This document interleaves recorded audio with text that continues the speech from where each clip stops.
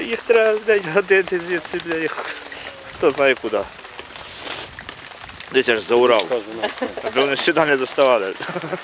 На Камчатку. Гармата! Постріл! Зараз в будь-який час може бути нежданчик. Відповідь можна чекати. Ага, мене Настя, це Колян, біля вас це Ігор. Да, приємно. Ви Сергій. Хто?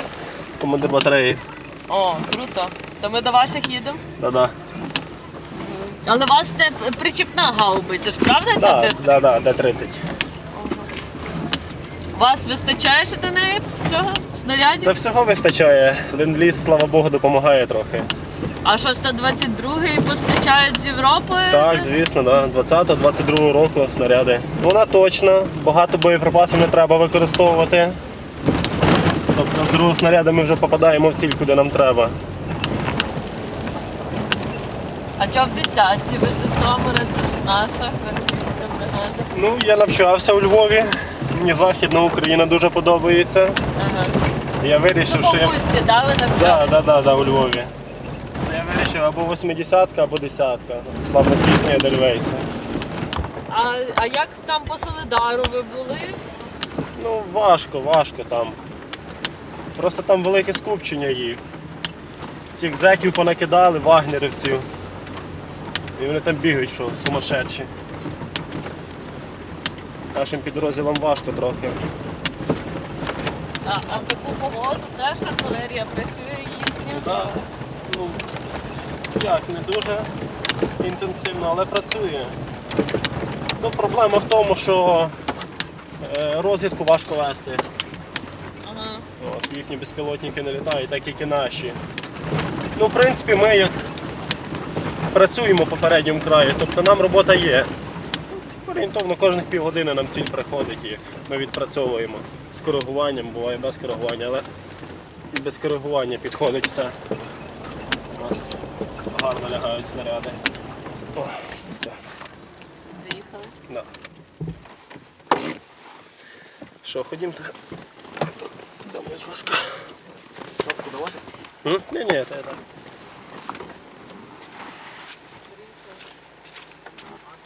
Ну що ми, от осінь, дощ, от як ми працюємо в таких умовах. І треба вдягати калоші. О, дякую. Але під ноги, будь ласка, все одно дивіться. Перший постріл от тільки що. І він не доопустився до кінця. Він дожав, і я його легонько, бо перший раз я опускав, ну піднімати ствол піздець тяжко. Сама гармата хреново йде, А що, зрівноважуючи? То ж казали, що нормально все воно. піднімати дуже тяжко йде. Ну то все зрівноважуючи, приїдемо, підкрутимо, морпех приїде та й зробимо.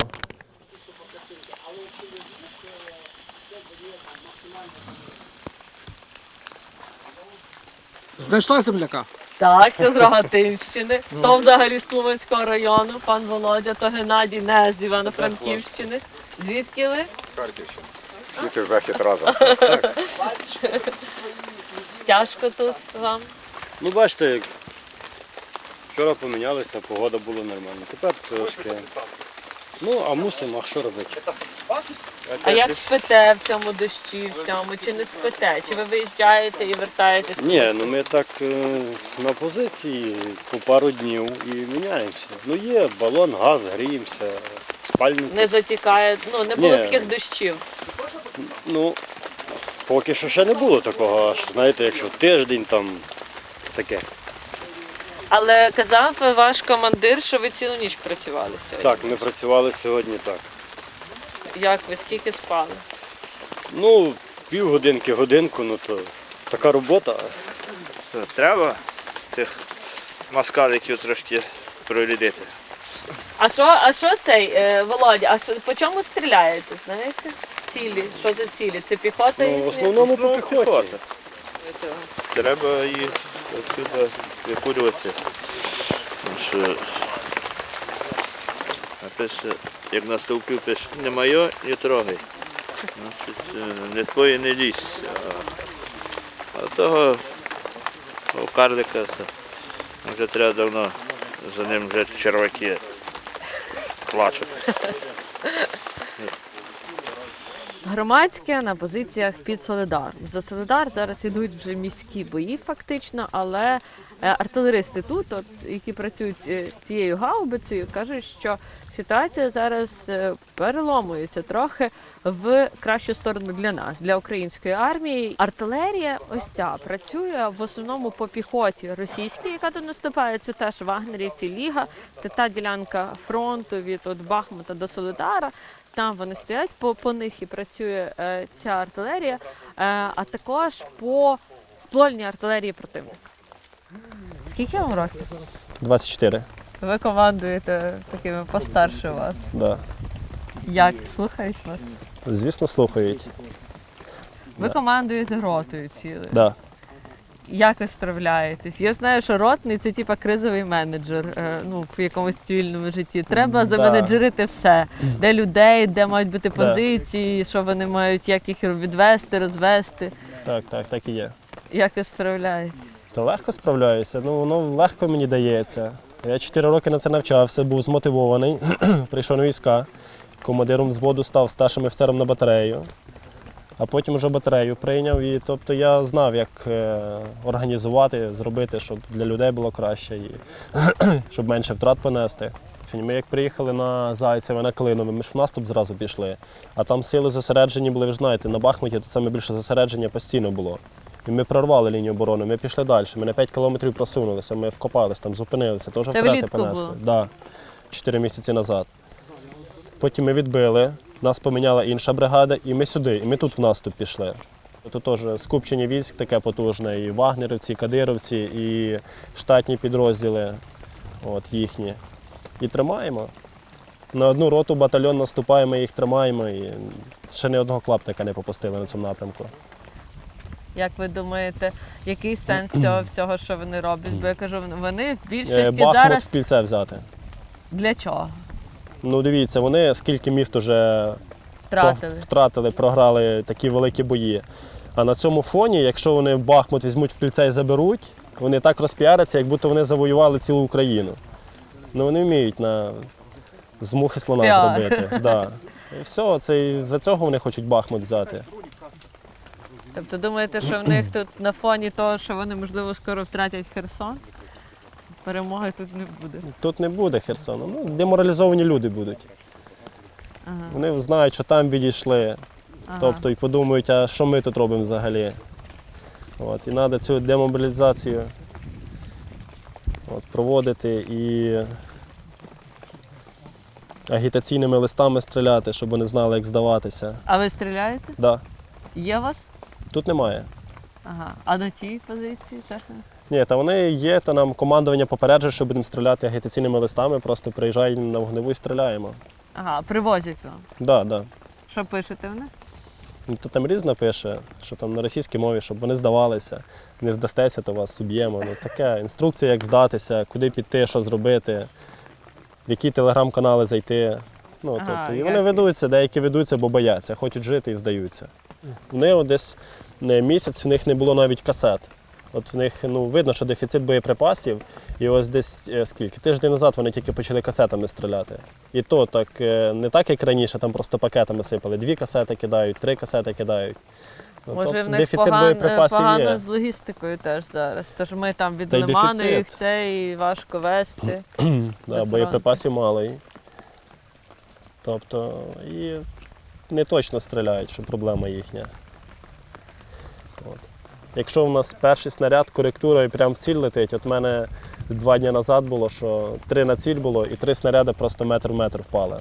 Хлопці працювали, попередній розрахунок. Піхота була і знищила.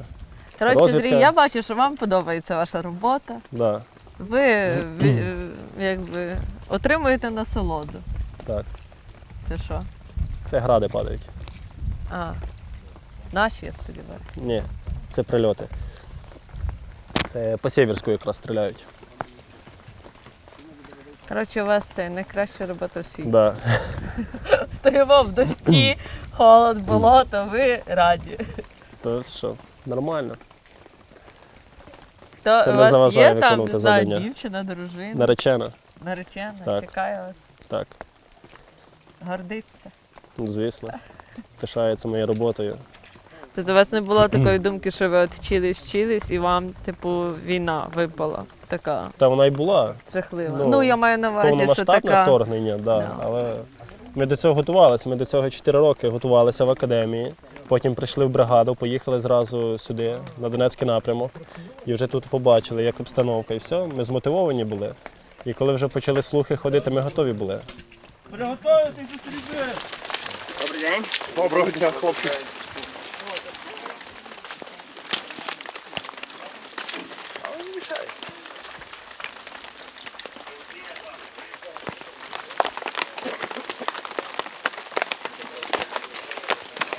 А це що у вас за приспособа нашого це треба? Це приспособа служить для того, якщо зараз гільза там застрягне і не буде вилізати, то вона Це буде. про всяк випадок, То так? вона буде. Зараз може бути так шансу і побачити.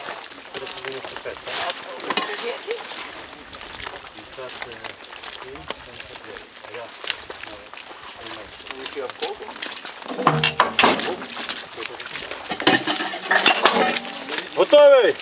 Гармата! Постріл!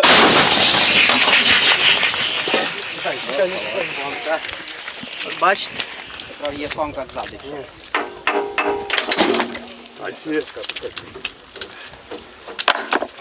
Фомка. Так. Може я тримаю тебе. Фомка. Вниз випусти клинчуть.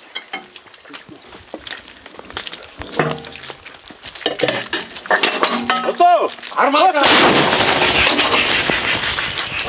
Чекай, не чіпай. Так і працюємо. Гонку давай. Фомка.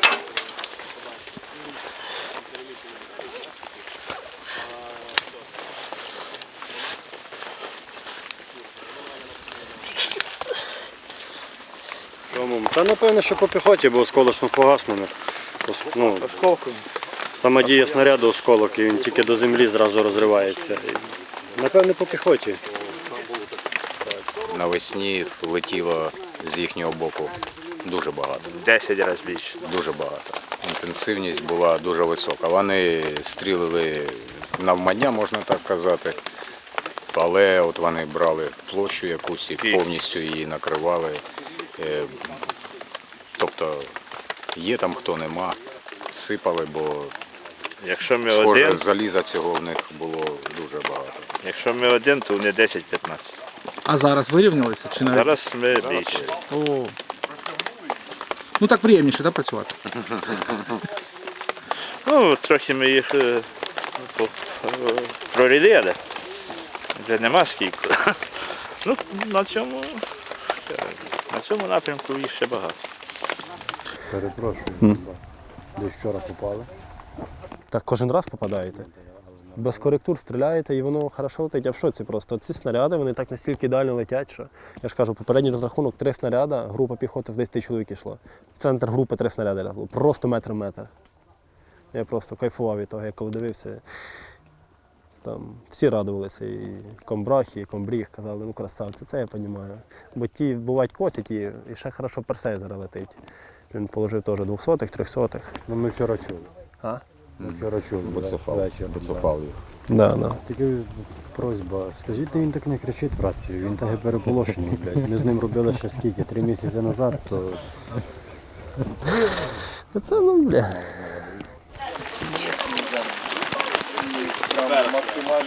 Друзі, ставте лайк, підписуйтесь, тому що бачите, в яких умовах ми працюємо, щоб показувати вам, як все насправді відбувається.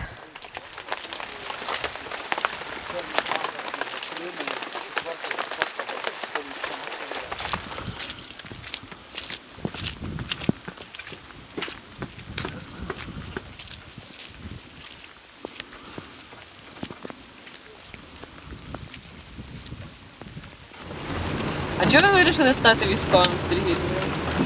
І я не знаю, то я і мав стати військовим, я з дитинства думав про це. Я пішов контракт, підписав 18 років. І всім задоволений. Да.